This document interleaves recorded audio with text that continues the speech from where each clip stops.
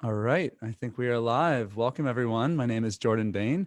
This podcast is called Unveiling, and my guest tonight is the founder of the Modern Mystery School, founder Gudni Gudnason. He's with us live, joining us from his home in Japan, where it's 8 o'clock in the morning there. And thank you so much for being with us tonight, founder Gudni. It's really an honor to have you on the show. I first met founder Gudni about 5 years into my journey with the Modern Mystery School when I went to Healers Academy, and that was about 10 years ago now. And I've always just been so blown away by your presence and the way that you're able to serve people and live a truly multidimensional life. That's something we talk about a lot in the Modern Mystery School. Founder Gudni began this work at a very young age in London with the original Golden Dawn. And he has been doing this work ever since. He opened the Modern Mystery School to the public in 1997, about 23 years ago now, brought this work from the lineage that had been secret for about 3,000 years out to the public. And we've now been a public mystery school for the last 23 years, thanks to the incredible dedication and work of founder Gudni. Founder Gudni currently lives in Japan and teaches classes both in Japan and internationally all over the world. I think you've been to pretty much every country on the planet, as far as I'm aware, based on the things that I've heard from you. Maybe not every single country, but many. Almost. Yeah. Traveled the world, has studied in many of the other mystery schools on the planet of the 7 great lineages. I believe you studied in also almost all of them, if that's correct. And, it just brings an incredible wealth of knowledge. Every single time I've ever studied with founder Gudni, he's always deepened my ability to know myself and my ability to reach in to my heart of hearts and really live my true life. So again, thank you so much for being with us, founder Gudni. It's such an honor. And I'd love for you to say a few words about yourself, and we'll dive right in, because this episode is about your life as a child, like growing up, being born, all of that, and how you found the mystery school in the first place. So I'd love to hear from you about, you could start at the beginning and say, how you came into this world, because I think that's a pretty incredible story for a lot of people. Yeah, hi everybody. Good morning from Tokyo. I'm actually having breakfast. I'm going to talk about my breakfast in a minute. But so I was young. I was born under weird circumstances. First of all, my mom had basically quit having babies, and she was over the age of when women could have babies, actually. And I came 10 years after my next brother, 10 years younger than everybody in my family. And I was born an identical twin with 2 of us. And my brother, though, he died about 30 minutes after he was born. But because of the connection between twins, I was with him more than here. So I was, from the beginning of my life, I was on the other side of the veil, which was interesting, of course, not being raised by humans, but by the beings we call angels and gods and all of that, and hearing the philosophies and the teachings of them instead of what we learn here from organized religion or society. And of course, so that was a big difference in my life from the beginning. Yeah. And when growing up in that way, where you basically were seeing the other side of the veil all the time, what did you see in the world of humans? When you looked at humanity, how did you relate to humans? Because that's pretty hard to relate to people, I'm imagining. I didn't. I did not understand this world. I did not understand the humans. And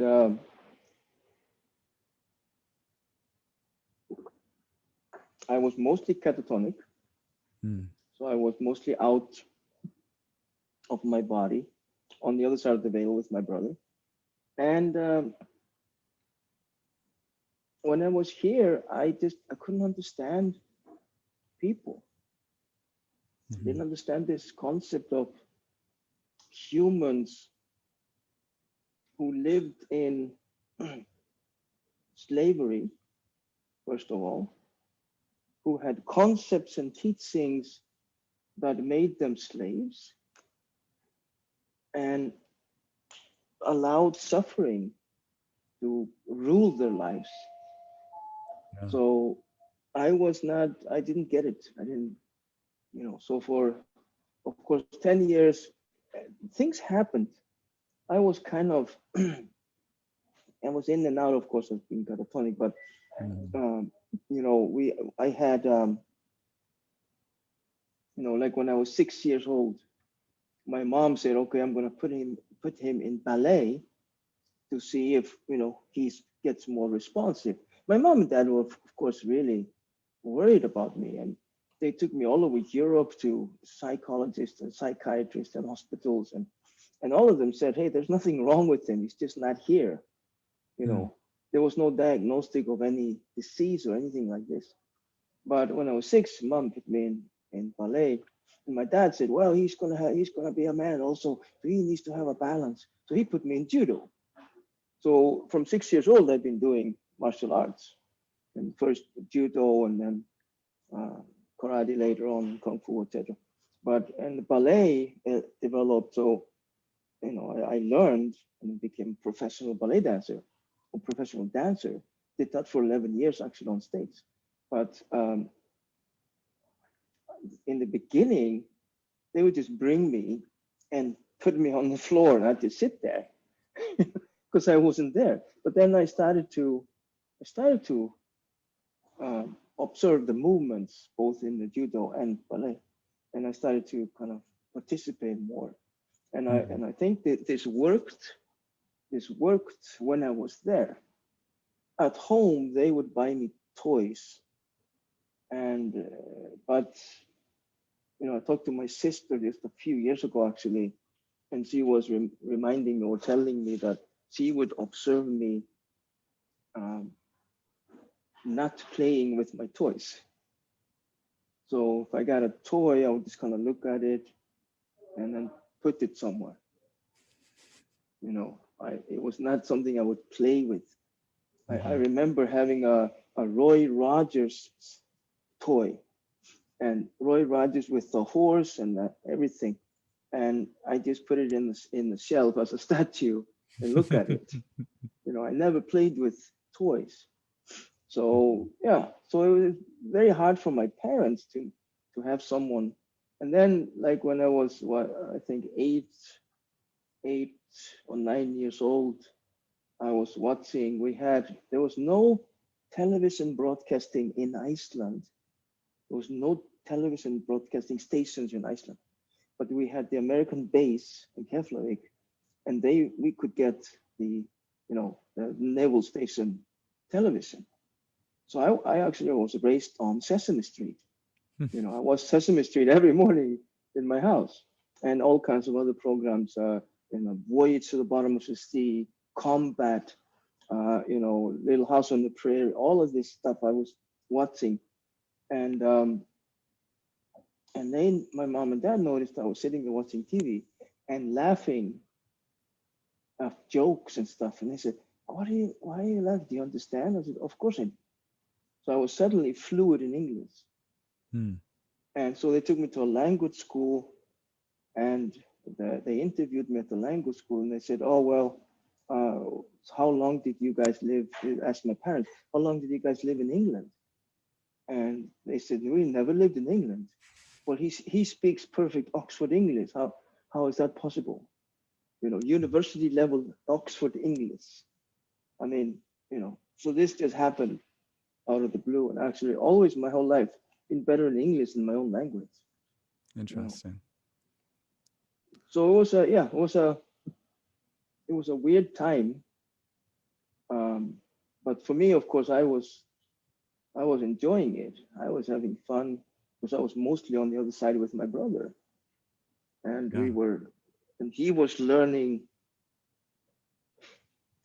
See, when we pass over, we go to school. It's not over. It's really just the beginning of a long, long journey.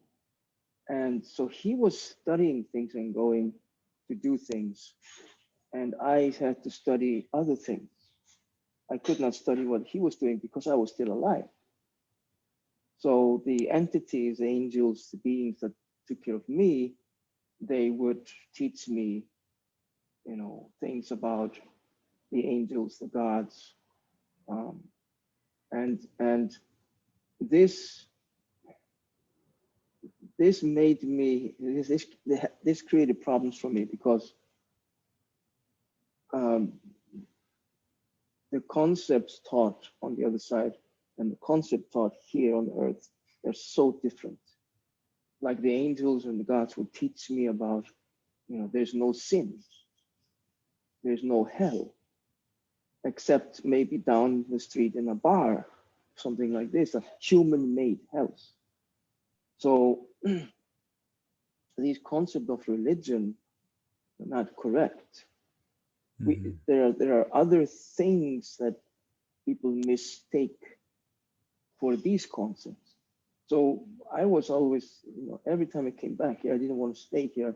I would go back to the other side. And then when I was 10 years old, I was like, okay, we had been a church. My mom and dad would support the local Lutheran church in Iceland, dominant. And they invited the priest home for dinner afterwards. And the priest was talking, and he had this sermon, and he talked about hell and damnation and all these things.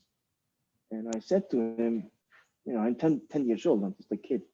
And I said, excuse me, Reverend, but there's no hell. There's no sin. These are man-made concepts. Why are you scaring your people in church with this? And he takes me, puts me on the floor, and starts doing an exorcism on me. I mean, I'm 10 years old. It's like, of course, I'm shocked. I'm like, oh my God. So that made me just want to die. And for the next 3 years, I actually tried to die. I was a lot in and out of hospital, and my body was just breaking down. Of course, this was a period. I mean, I didn't really study in school until 13 years old. So school was impossible for me. My mom would take me sometimes, and sometimes I just scream and go home. But I go a little bit, and still I knew how to read and write in 3 languages. I knew Danish completely 100%, and English and my own language. So it seemed that I was not behind. So, but I didn't go to school. Yeah. How did you? Here's a picture of me from this period of time. I was. It's like 5 or 6. Boy. Yeah, 5 or 6 years old. Yeah. And super cute. It took them. Yeah, I mean, blonde hair. I was blonde until like 7 or 8 years old. And started shifting. And but this picture, my mom always pointed at the picture and says, well, this took like 5 hours for the poor photographer to get this one photo because I was just not responsive to anything he was doing, and mom dressed me up. She had like 5 different outfits ready to go. And, that was it. One picture was taken. That was it. Done. That's hilarious. And photographer just gave up. And and when I was maybe, I don't know, 6, 7 years old, I was in Iceland doesn't have any forests. There's not a lot of trees. We have this joke: if you get lost in Icelandic forest, just stand up, because the trees are so short. You can just stand up, you see over the trees.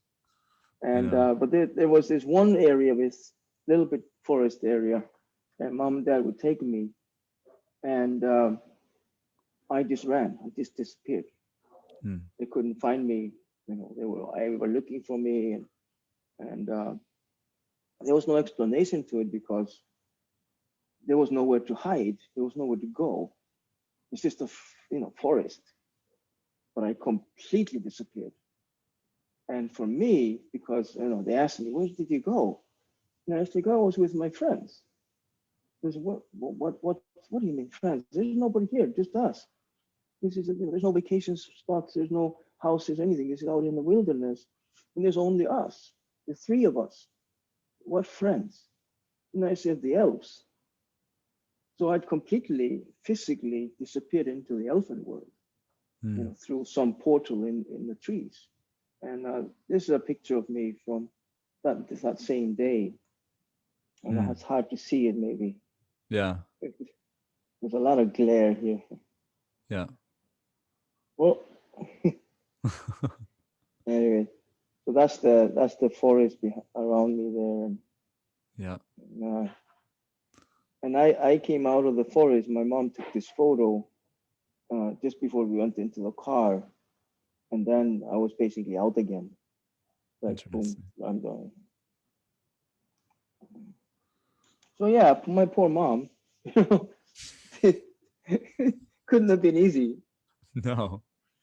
Yeah. Just thought she raised a normal family, and then you came along, She and she had 4 other kids that were normal, and then I came along, and it's like, right. yeah. So in growing up in Iceland, what did you, because I've heard some stories from you as well as you moved beyond, or like not beyond, but as you moved into your teenage years,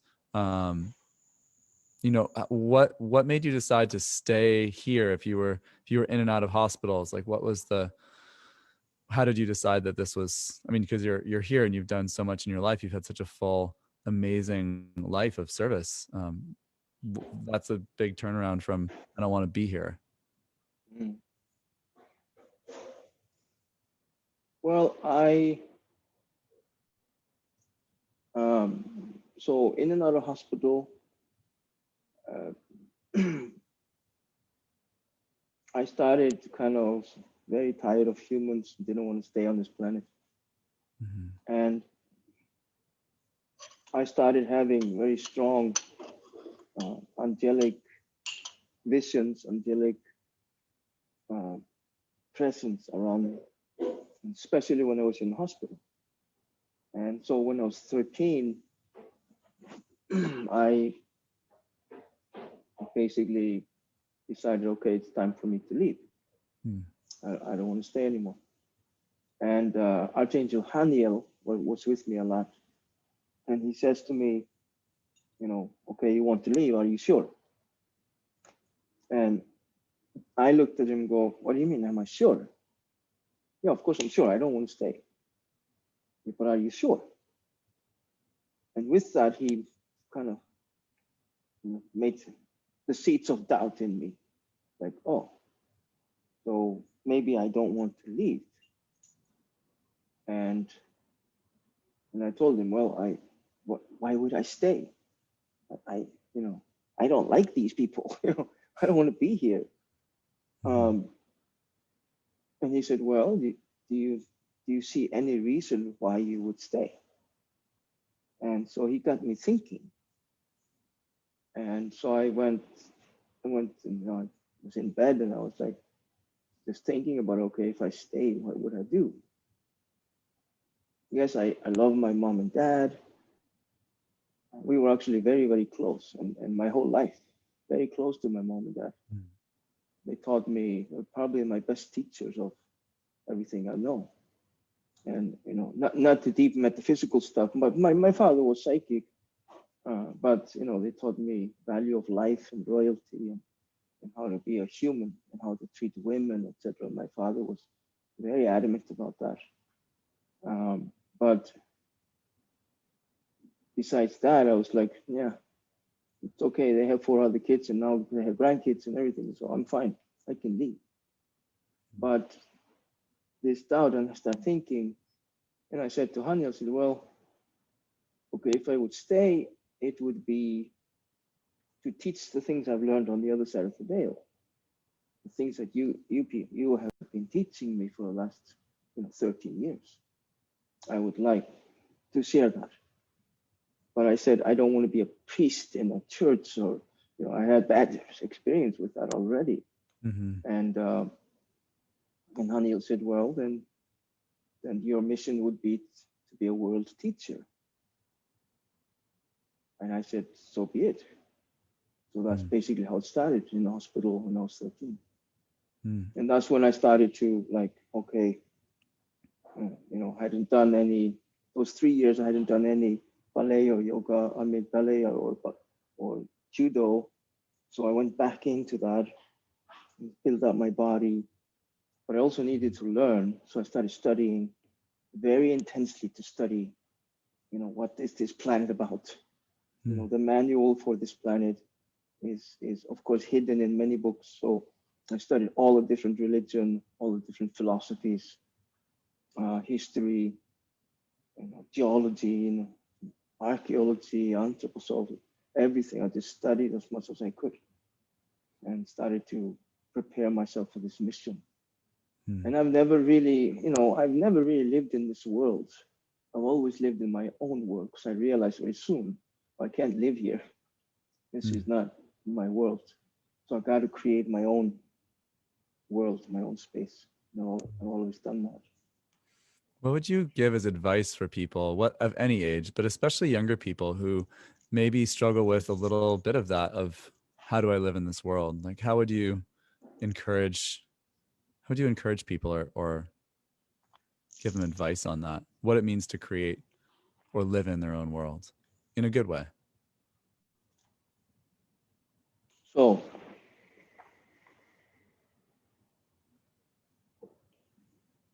this might be difficult to understand, but the main reason why I did not feel comfortable here is that this place, we have to remember our origin. Earth is very far from where we have come. We are all gods and goddesses. We're all kings and queens. We're all emperors and empresses. And we come down here to this planet, and compared to that, it's like coming down, excuse my, I hope this is not very politically correct, but it's like coming into a pigsty compared to where we are. I mean, I love Earth. I mean, I love the ice cream and the food and everything. It's wonderful, but compared to that, and most people don't know that. They don't remember that level we were at. And I may be cursed, but also blessed to do know that. I was there. I was on the other side of the veil. I was with the beings that are equal to us, the gods and the goddesses and the archangels and all the different angelic beings in the universe. We used to be that. And then we come down here, we're so far from that royalty, that divinity that these beings are, and the divinity that is we are. So my whole life, I've strived to be as close to that royalty as possible. And of course, for this mission, I chose great parents who helped me accomplish that. When I was 14, when I was 14 years old, I was confirmed. There's in the Lutheran Church, there's baptism, and then there's confirmation at the age of 14, kind of like a bar mitzvah in Jewish, or we also have that in the Catholic Church. And here's a picture of me from that day.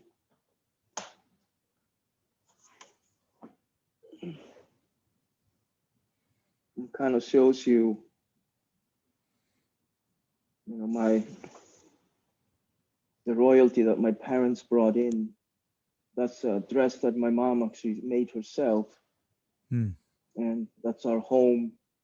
Our home was very royal. It's an English style home.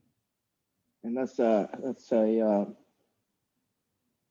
a Renoir painting on the wall here. Hmm. So this is me, 14 years old. And I wish I was that skinny today. But so for people struggling, stop being a slave, seek the royalty of life.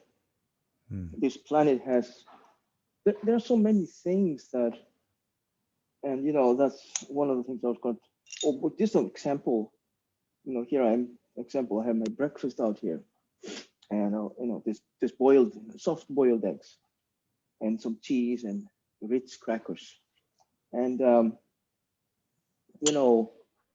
people just accept that things are the way they are. Okay, this is how that is. But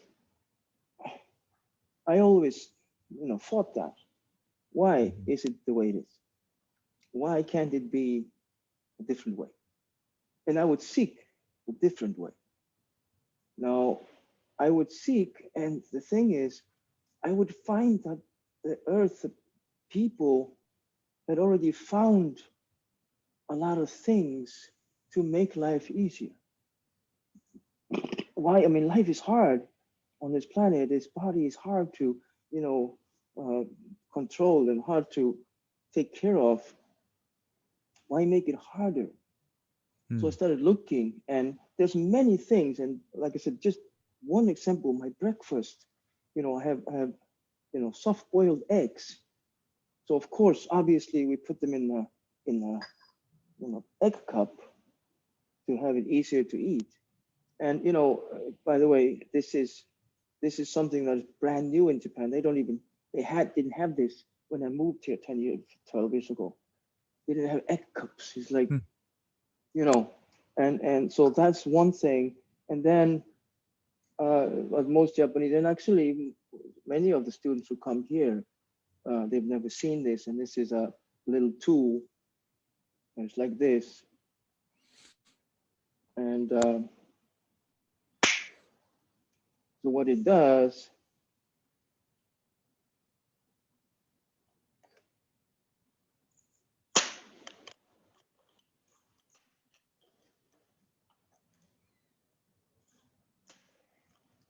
it just breaks the top of the egg to make it easier to eat. It says,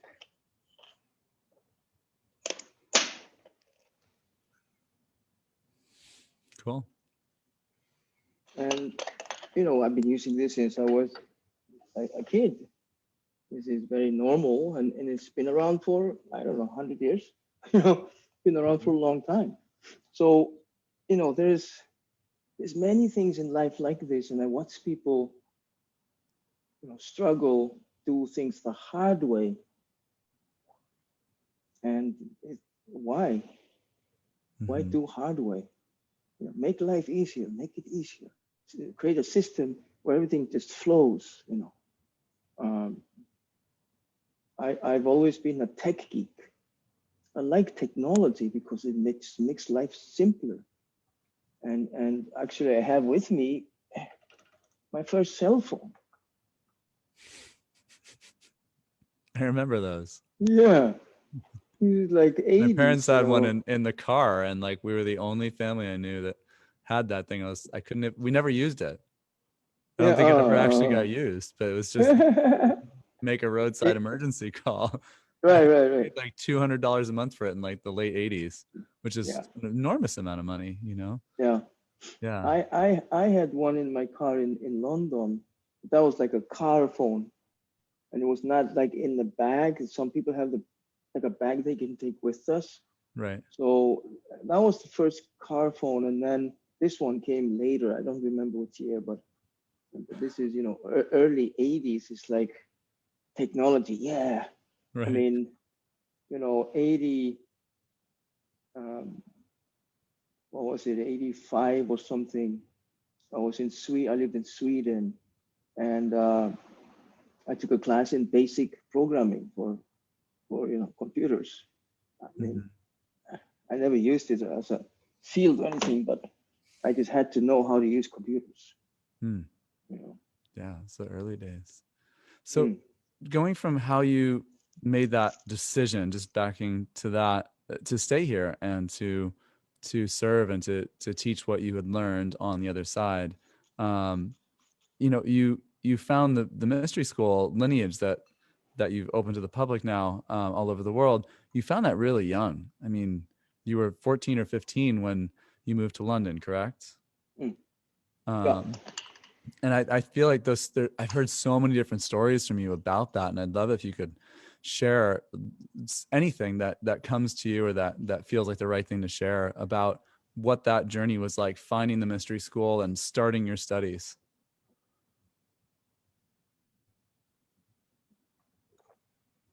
So 13 years old, I started reading and studying this planet, and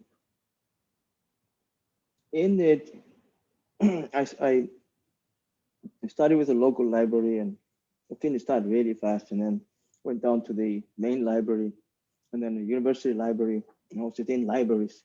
I was a very boring teenager.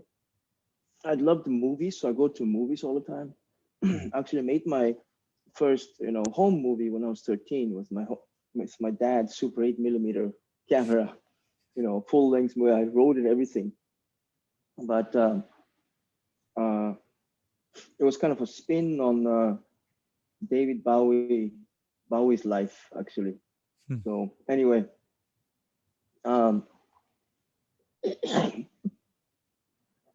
but in my studies, I found, of course, physics and sciences I was really drawn to that. But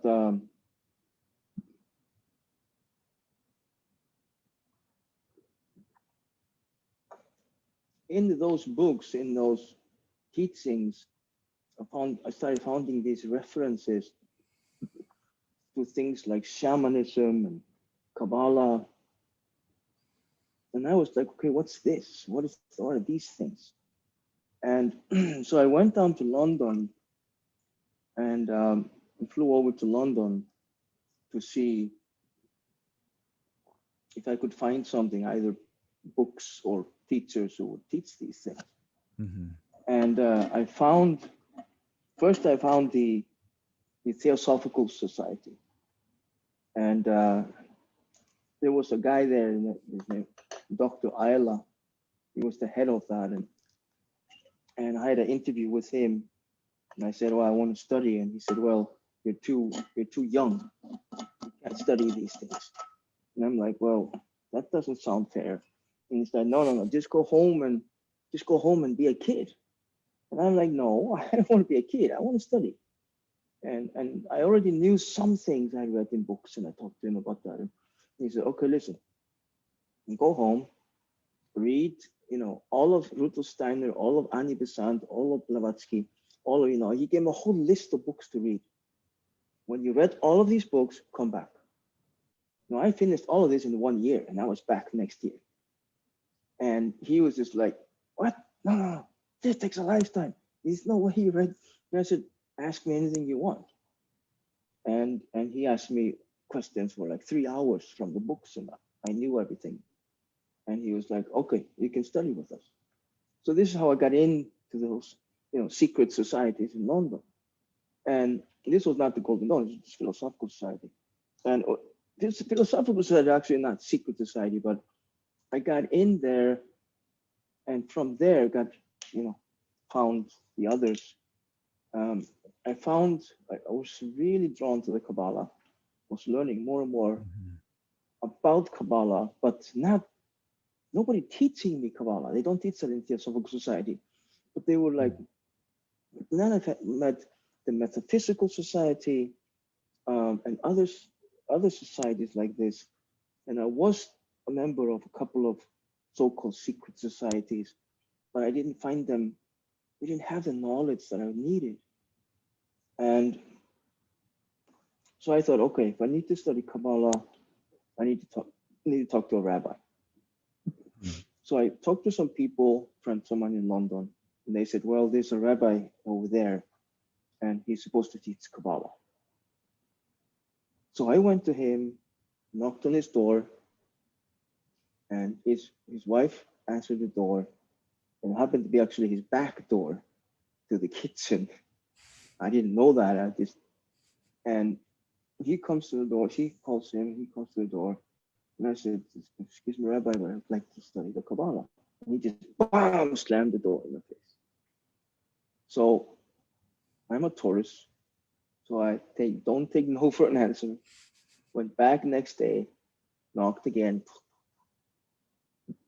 and bam, again. And this went on for about 5-6 days or something. And then I thought, okay, Kabbalah is about questions. So he opens the door, and I say, excuse me, Rabbi, can you explain to me the concept of the Shekinah and how she relates into Keter, and how it can, the Shekinah energy flow? And he says, come on Monday, you know. So I was in, basically, because I asked him questions. And so that's journey started. And then after a few months of studying with him, there was I think it was the Sabbath, and we were having a celebration and food and stuff, and we were kind of in his courtyard. He lived, his house and the synagogue was all kind of connected together, like a little complex, and there was a little courtyard in the center. And this man comes up to me, hands me a business card, said, here you go, be here tonight at 7 o'clock. And I thought, he was gay or something. No. Like, no, I'm not going to. But I looked at the card, and there was just an address. There was nothing. There was some symbol up here, and then there's an address. Otherwise, just a blank card. And I was like, no, I have to be there. So I went home, bathed, took a shower and bathed, and dressed up really nicely. I didn't know what I was preparing for, but I knew this was something that I'd been waiting for. And I went to the address, and I come to the door, knocked on the door, and when I knocked, a voice from inside said, what dost thou seek? And of course, what do I seek? Okay. Well, I said, well, there's this guy who gave me his card. You know, I didn't know what to. And the voice said again, well, what dost thou seek? And I said, well, I want to know. I think I said first, I want to know more. And then he said again, what dost thou seek? And I said, I want to know. And then the door opened. So I guess that was enough for me to get through the first door. And then there I was standing in basically a mythological place, a place that should not exist. The original Order of the Golden Dawn headquarters in London that was supposed to have be gone in 1932. And there was a stairway, there was paintings of MacGregor Matters and W. Scott on the walls and some other people. And basically I was in. That was it. I was invited into a room. I had a talk with an epistemus, and we talked, and he interviewed me, we talked, and he said, well, welcome to the Golden Dawn. And this is the original order of the Golden Dawn. They've never had a website. They don't have a website today. There's no access to them. They're just still a secret society, completely closed. So, and that's how basically this journey, the whole thing started. And you were like 15, right? At that time. Yeah, I was 15 going on 16, something like that. Yeah. I've been running around in London for a while, and they sought me out, and this is what they did. They didn't advertise so nobody could apply. Well, there were people who applied through their parents who had studied with the mystery schools or in families. Right. But they sought out students, and because of how I approached the Kabbalah with the rabbi, he was very happy with me. And I mean, I was the only non-Jew. There was meant to be. And my rabbi said to me, that was some years later, he said to me, I always wondered why did I let this,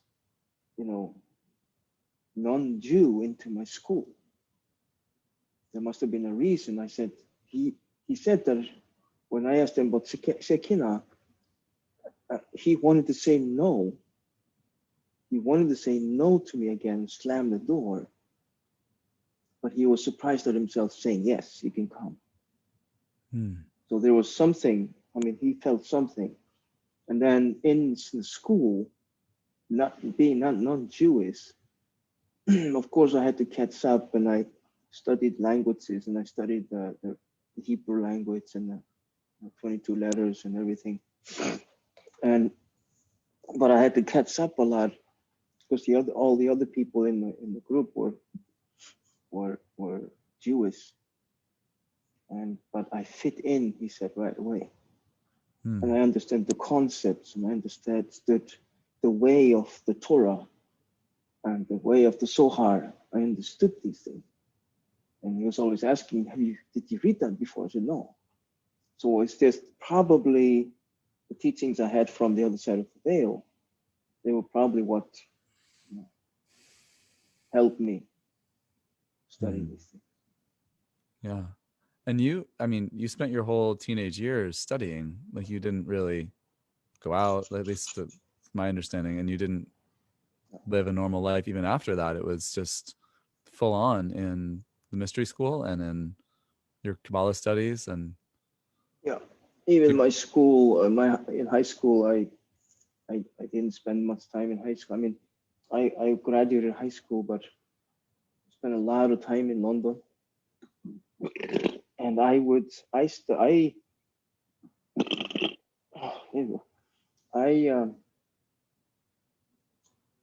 come to school the beginning of the school year, and I would say to the teachers, I want to finish this class now. So take a couple of weeks and finish curriculums like history, English, I would just finish them.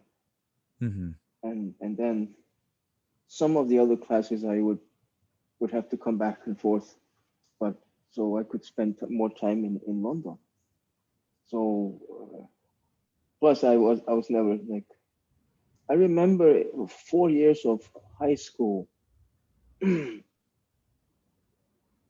I remember going to one party in all those 4 years, and it was extremely boring. And I went to a festival, kind of like a Woodstock. It was a Woodstock imitation festival in Iceland, and so there was this concert and bands, and I was like, so I went with some friends, and I said to them, so what do you do here? And they said, well, we get drunk and watch the music. Like, oh. So I got so bored. I was just so bored. And I couldn't get away from there because we were all in the same car. And it was like, okay. So I started collecting bottles and actually made money in the 3 days I was there. Just collect bottles in bags and take them to the vendor. He paid me for that. That was my concept. So no, I was never a normal teenager and did not enjoy the things that others did, you know. Yeah. I love the music, but yeah. Yeah. So we're getting close to the end of our time here, but anything else that you feel you want to share with people about your experience as a teenager, about your early studies in the mystery school, or any other things that come to mind to you about your life? Well, the early study mystery school were you know, it was an interesting time. I realized from the other societies I'd studied with, I realized that they had partial truths to what they were doing. I mean, you know, they had something like Madame Blavatsky through the Theosophical Society. She had certain things that she got right. Metaphysical Society had certain things. They all had some keys. Coming into the Golden Dawn, into our mystery school lineage, I realized, oh, this is the wholeness. This is everything. Here is like there's nothing missing. And seeing and realizing, because they had an incredible library. Basically, guys, the and maybe be a shock to some of you guys, but the Library of Alexandria was never lost. The Library of Alexandria was never burned. It is in London. We had it. It was right there in the basement of our building. So I'd go down to study and study these ancient manuscripts and realizing how everything we have has come from this lineage. And even modern days, we talk about, I was surprised that, we have neuro-linguistic programming, NLP, and some in America, Tony Robbins, very famous from that. And I like Tony Robbins, and he's great. I love his teaching and what he does. And but it comes from mystery school. It's a mystery school technique taught in the 1800s in Germany, early 1800s. And I don't remember her name, but there's a lady that came up with this neuro-linguistic programming technique. So there's so many things that have come from our rich heritage, and of course we're teaching a lot of it today. I mean, that's what we do. We're sharing this as fast as I can, So, yeah. But this the problem I see today is people are coming to study, but they come.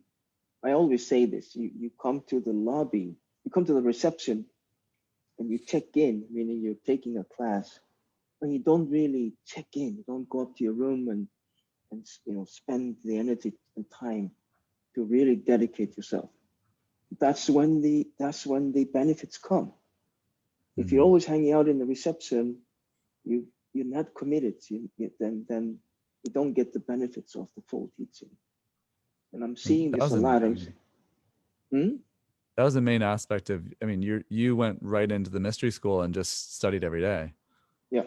And yes. that was you checked in your room right away and. Yeah, I was 110% right away. I was and that's the only way. I mean, doing martial arts, when I started becoming serious about martial arts, I'd go to the school to study, and it was like I started with karate at that time, and it was like, okay, people were coming once or twice a week, and I'm like, what's that for? And I went every day. And if I was in Reykjavik every day, moved to London, okay, there's another dojo, okay, I go every day. That's how I studied martial arts. That's why I got my degree so fast. I was every day in the practice. So whatever we're studying, whatever it is, there has to be this commitment and dedication to what we're doing. Otherwise, you're just I'm studying a little bit, but then never get any benefits from it. Mm-hmm. Yeah. So I think that's the number one advice to new people, to really, take time and just say, okay, I'm going to study. I'm going to go in for this. Yeah. I know it's a challenge for a lot of people, and that's not often that's the old ways. And a lot of people want to do things fast. Yeah. So, I want to get the quick result. And it's interesting because our mystery school lineage, there's a paradox because the tools that we have, the healings that we have, initiations that we have, they do give some really quick results. But then if you really want to get the real effect of it, that's not enough. You have to go deep with it. Yeah. Yeah. Well, anything else? We should wrap up. Any other last words of wisdom to people who are new to this work? Go deep with it. Yeah, but don't forget to be happy. Yeah. I mean, without joy, it doesn't mean anything. Joy is the key to everything we're doing. You keep the joy level up, you'll have a good time while you're studying. I was way too serious when I was young. I taught my first class when I was 18 years old. I started my first light center. And I was really, really serious. Somebody laughing in my class, I said, how dare you laugh? You take serious, but I just didn't get it, And then one day, one of my teachers in London, he pulled me aside and said, hey, dude, he didn't say dude, okay? That's a new term. But, he said, like, what are you doing? What's wrong with, the way you're doing things? And you're too serious. You must have fun. And I didn't even know what the word fun meant at the time. But when I started looking for that joy, I realized that joy was not out there. It wasn't going to the movies and this stuff. Joy was in here somewhere, inside me. So I started this journey of finding, okay, where's joy? I started looking for it inside of myself. And of course I found it. It's like, oh my God. And I think for like 3-4 days, I just laughed at everything. It's like an idiot. I was just laughing at everything. I was a total lunatic, But that was when this well of joy kind of, And after that, I got it, I understood. It has to be joy. Yeah, beautiful. Thank you so much for sharing tonight. And we're going to do this again in a month or two. We'll talk more. And I know we said we would do a few of these. So I'm really excited to look forward to that and learn more about all the things that you want to share. This is, I just want to say to people watching this, having studied with Founder Gudni now for the last decade, I always experience when I sit in your classes that there's a way that sometimes I'm listening to what you're saying and I'm just like, why are we even talking about this right now? why is Founder Gudni talking for an hour about this subject? Because that's not the title, of the class. Nothing to do with the title of the class. And then sometimes it's literally days or weeks or months later that I'm like, maybe I'm looking at my notes, or maybe it just hits me. I'm like, oh, that's what I really learned in that. So I just want to give that sort of note to anyone watching this. There's, whatever we've talked about tonight, there's something so much deeper in it. And I always find that with Founder Gudni's teaching. So, even if you're like, why did they talk about this tonight? I really wonder what that is.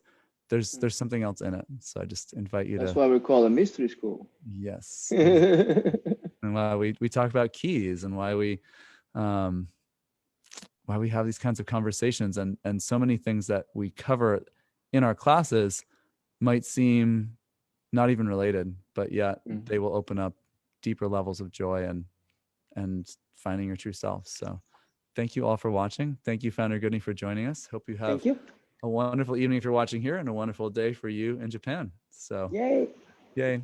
Love you all. I'm Jordan Bain. This is Founder Gudni Gudnason, and we'll be back next week with other guests. So have a wonderful day. Bye. Bye.